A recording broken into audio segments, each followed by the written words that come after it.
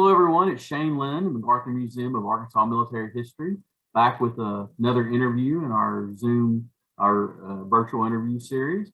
We have a very special guest, a big supporter of the museum, a friend of the museum, Rhonda Burton. Rhonda works at Cantrell Family Dental Center, where her husband is the dentist there, Dr. Paul Burton.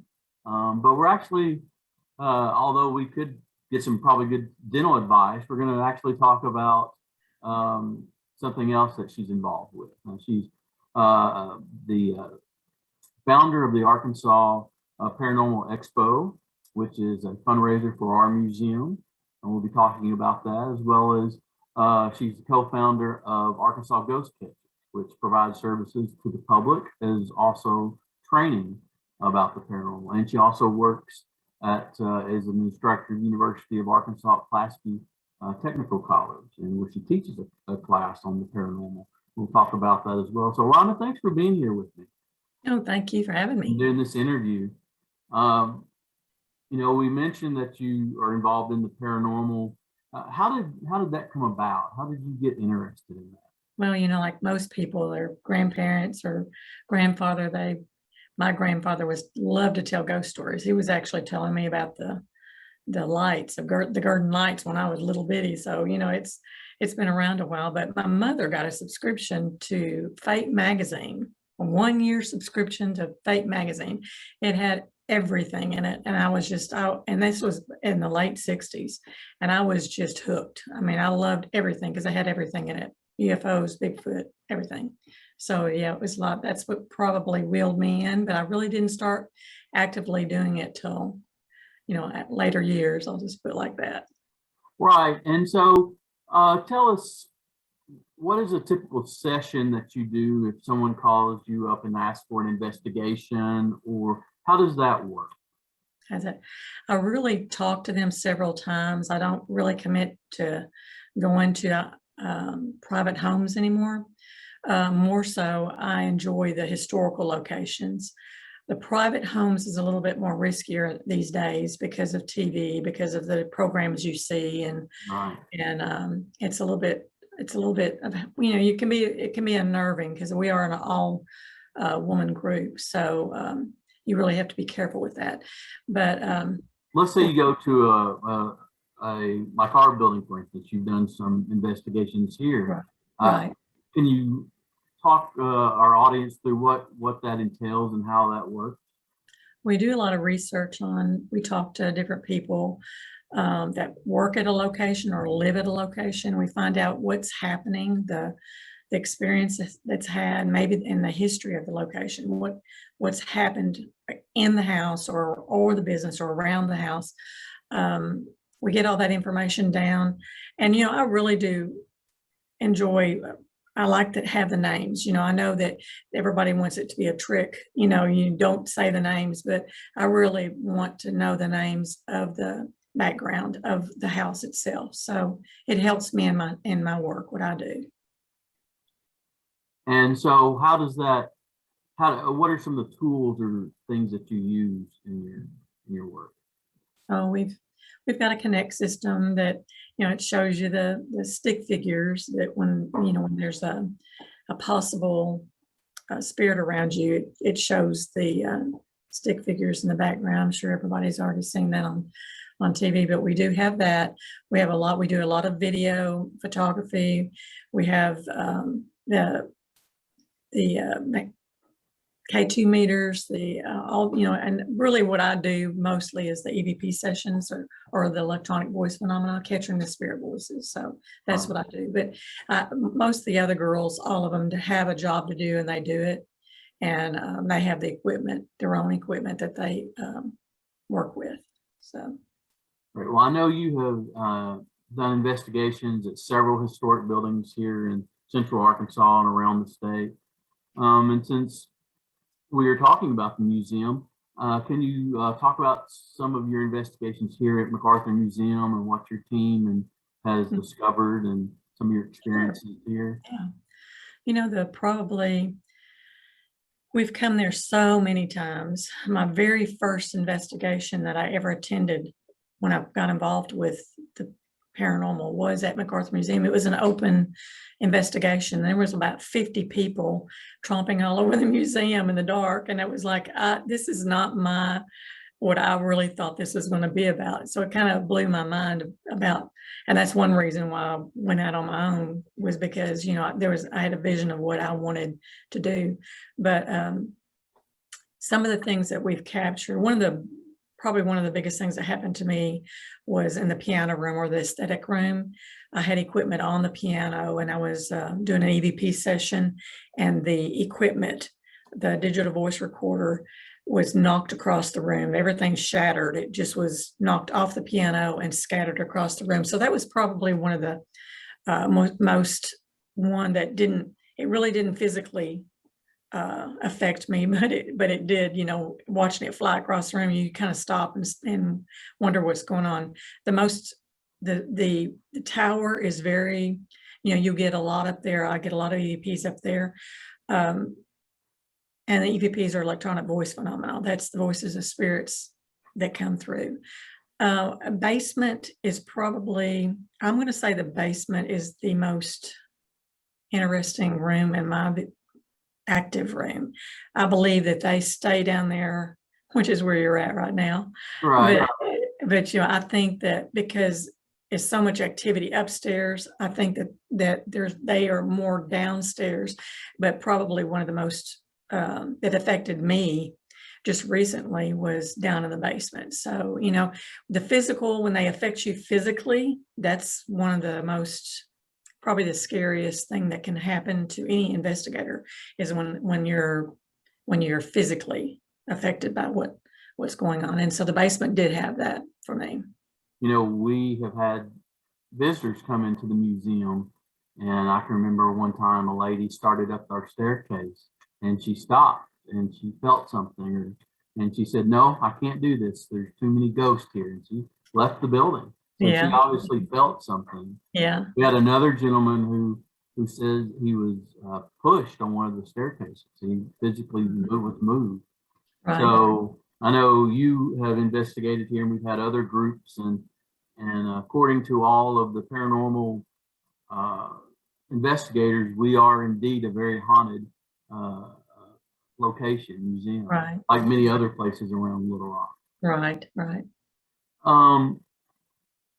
And why do you think there is a lot of paranormal activity associated with this building? You think it's the age and the history of the folks I really that were do. here? I really do. And then I think the history, because if you go back to I mean, it just has so much history, the history there.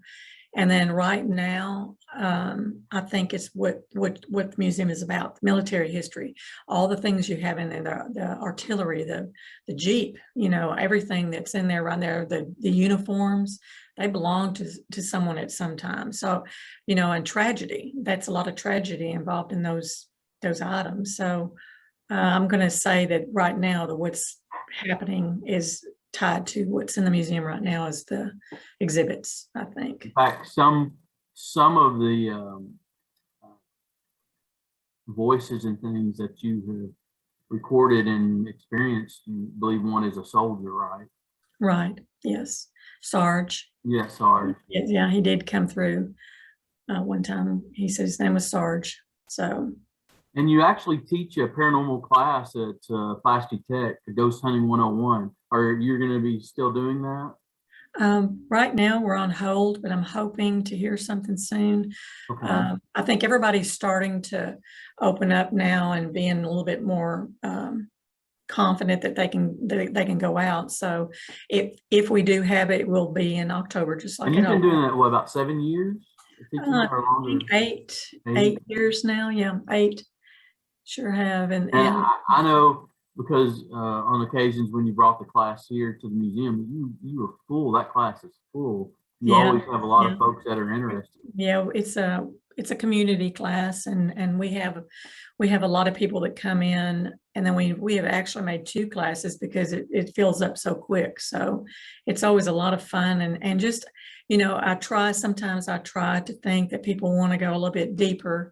And they say they want to go a little bit deeper, but sometimes that's not, when people actually find out what's involved, in the editing process. And, there's so much more involved than they're just walking around the dark. So once Right. they find out they have to put work into it, they kind of back off a little bit. They just enjoy the experience. Right. So Well, I think that's a great point. I think sometimes people, because of television shows and things like that, think it's pretty easy. But like many hobbies and crafts, it takes a lot of work yes, to it do sure that. does. And uh, also, you are the founder of the Arkansas Paranormal Expo that we have. That's a fundraiser for our museum that we been hosting for years. And last year, unfortunately, because of the pandemic, we weren't able to have it. But this year, it's back on Halloween weekend. And for folks who don't know, who haven't had the pleasure of experiencing the expo here at the museum, can you talk a little bit about that and what we've got coming up for this year? Sure. The expo, it falls back in the category of me loving everything paranormal. And I really wanted to, when I first started it, I wanted to be able to, locally, people be able to come and physically hear someone speak about Bigfoot or speak about their personal experiences. And then and the combination of being involved with the museum and loving the museum, I felt like there was a need to, I wanted to provide a benefit for it. I wanted to give all the money to go back into MacArthur Museum. So everything that I've done basically is for the museum, and also to share what I learned over the years in ghost hunting. But everything I do is for the museum, and I love it. I just wanted to tell you that. But anyway, the expo, I have. We do appreciate all your efforts and all the folks who volunteer to help with that. It is a huge fundraiser for the museum, but it's also a great experience for people come here who've never been to the museum before. So it's a way for them to connect to the museum, and so it's great. So we do really appreciate you and everyone. Thank you. Yeah, I have a great group of people that couldn't do it without them. I mean, awesome. y'all are awesome. And then it's just, this is something to pull off. And this is our 10th year. So we're having the 10th year anniversary. So we're really going to have a big party. So, I've got the speakers already coming, and it's going to be a lot of fun, vendors, and we're going to just celebrate the 10th year, and hopefully everybody will come out and have fun. So, right. I mean, for those who've not been here before, we have speakers on the Saturday and Sunday. Mm-hmm. We also have vendors throughout the building. Right. We have readers. We have the psychics, which are real popular. Mm-hmm. So I think folks are really going to enjoy it this year. And I think hopefully, since we didn't have it last year, folks will have missed that and make a special opportunity to come out. Right. That weekend. Yeah. It's just a lot of fun. If you want to hear people talk about their personal experiences with UFOs and Bigfoot, I mean, Ken Gerhardt is a cryptozoologist, and he's, been on several programs on TV. He's coming, and Debbie Ziegelmeyer, she's with MUFON, Missouri, but she's a diver. She does all the USOs, the submersible UFOs. So she dives. I mean, there's so much interesting info out there that it's just great to sit and listen to them. Some people come in and sit and don't get up. Carol Pate be able to join us again this Carol year? Is coming on Saturday. She's always a big popular draw. Yes, she is very big draw. Yes. So Carol will be there on Saturday only. And then, and like I said, we have local groups around that will be talking that are from Arkansas. Right. So I'm excited. I'm hoping we have great weather, which we usually do. And so the staff is really excited about being able to do that again this year. We were bummed out last year because we enjoy it so much. And I know. I mean, it's pretty intense for 2 days. It's just like you're just nonstop for 2 days, and then you crash for about a month afterwards. Right. Well, but I'm excited because there's a lot of interest in it for the public. But when I talk to the vendors and the speakers, they're always like, "We want to come back next year." they're always excited, and I will have people that will call me, and I, direct them to you. They're like, well, how do we get it? How do we get involved, and who we want to be a vendor or we want to be a speaker. And of course, I send them to you. But Right. I'm glad to see that we have that level of interest just from the vendors and the presenters as well as the public. Right. I would like to see more people get involved with sponsoring and being active in that way. But it's such a it's not an average type topic that people want to associate their business with. So it's more like it's very hard to get that part of it going. Right. No, that's understandable. But as we've come to learn, there's a lot of people who have interest, the public who has interest. Oh my gosh. We get lots and lots of people that come out and have a great time. Oh yeah. I mean, it's so much fun just meeting. We have so many return vendors that come every year, and we see each other once a year. They're great people. And then also the speakers. We have returnees coming this is their favorite expo to come to, and they come back every year. And it's nice to see everybody. And we feel the same way here at the staff at the museum. When we see the folks from the year before, we're always welcome back, good to see you again. Yeah. It's always a fun event to put on and get ready for. And so we're really, really excited here about doing that. That's going to be over in October, over Halloween weekend, and there'll be stuff on Facebook. We'll be putting stuff up on our website too, so folks can learn, get more information, and hopefully come out. Yeah. So kind of switching gears, since we've been talking about the paranormal, would you mind sharing maybe some of the most unusual or maybe frightening experiences you had in paranormal investigation? Doesn't necessarily have to be here, but anywhere that maybe someone might be cautious of, or right. That nature. I think that people really have to be aware that you can be physically, most people think, okay, I've got hair standing up on my arms, I feel something like my back of my neck, someone's watching me. Those are kind of mild things compared to what can actually, where spirit can actually use your energy. And when that happens, that can be a little bit hard on you. I have had 2 different times where I was affected and then one was several years ago when I was first beginning at one of the Quapaw houses. I was using dowsing rods and asking questions, and I physically started getting hot and hotter and hotter. I was so hot asking these questions. I knew that it was a woman. I knew she died in the home, and she was answering my questions. And this is basically before I got involved in the EVP work, because I wanted to go deeper. These things all lead up to what you truly want to do. You find your niche in the paranormal, what you enjoy doing, whether it's taking pictures or video, whatever. But I literally had, after maybe 7 or 8 minutes, I was so I was so hot and on fire feeling that I dropped the rods, and I said, I can't do it any longer. And went downstairs. I felt her around me all the way downstairs, and I drank like 2 large glasses of water to cool myself down. And then I felt her when she left.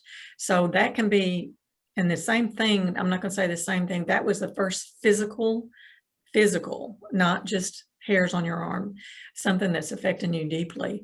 And then MacArthur basement last year. So I was doing an EVP session, and the same thing. I started getting a migraine, nauseous, and physically went downhill from that point where I couldn't even function, and we had to leave. We weren't there for the entire thing. So you really have to protect yourself.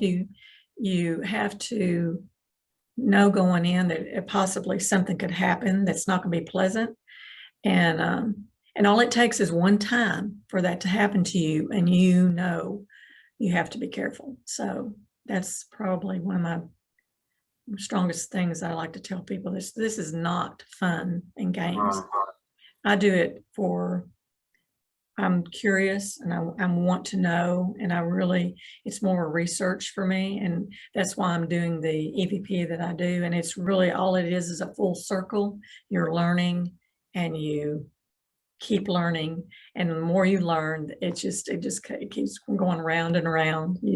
I don't think anybody will ever have answers on what's going on. I mean, well, I know, and I kind of led you into maybe some of your most frightening or whatever unusual, but there are some rewarding things that you've gotten from it as well.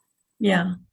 The children, I mean, it's sad. I get a lot of children, they'll say hi to me. Old State House has several children. I've never heard a child at MacArthur. I've never heard a different language at MacArthur. I really haven't. At Quapaw houses, all the Quapaw houses that I've been to in businesses, there's always been, they always say hello. The spirits say hello. And some even ask, how are you doing? I mean, those are the pleasant ones. I've never, ever had a negative spirit come back to me and be negative and say bad things, or never, not once have I. And so that goes to the belief of like attracting like. So it's what you are is what you're going to attract. So if you go into a situation and you're being unpleasant, and what are you going to get? You're going to get something right back. A spirit that's good is not going to come back and try to approach you. So it's all about being respectful, and that's what, I mean, that's what you have to do. But, well, other than someone taking your class, if someone was interested in learning about the paranormal, wanting to get involved in paranormal investigations, what advice would you give someone who just came up to you and says, hey, I want to get involved in this, what should I do? In the early days, there were paranormal groups that you could join. Now, most the new people are forming, they decide to get a group. They decide, okay, I'm going to do this. I would suggest to them that they need to read a lot and research a lot. Don't just jump in and just go put up a Facebook page and create a group and start going out and doing things. You need to really do your homework on it. And there's nothing you're constantly learning about this. So you can't just, and most of these people that are trying out, like I said earlier, this is just an experience for them, and that fades away and goes, and they move on to the next thing. But I would suggest for them to read and research and see if it's something they really want to do. And then if they have a friend, or if they have someone that actually knows of an area, maybe an outside area or a house or something, that can go in and experiment as far as taking pictures, video, doing an EVP session or EVP. And that's a good way to start trying to, go into a good situation. I wouldn't go into a bad situation. Right. A house that has positive energy, positive right. Because I know I've walked in places, and you automatically feel this isn't a good place, or this is exactly. There's something going on there. Yes, exactly. And you really don't want to hang around them.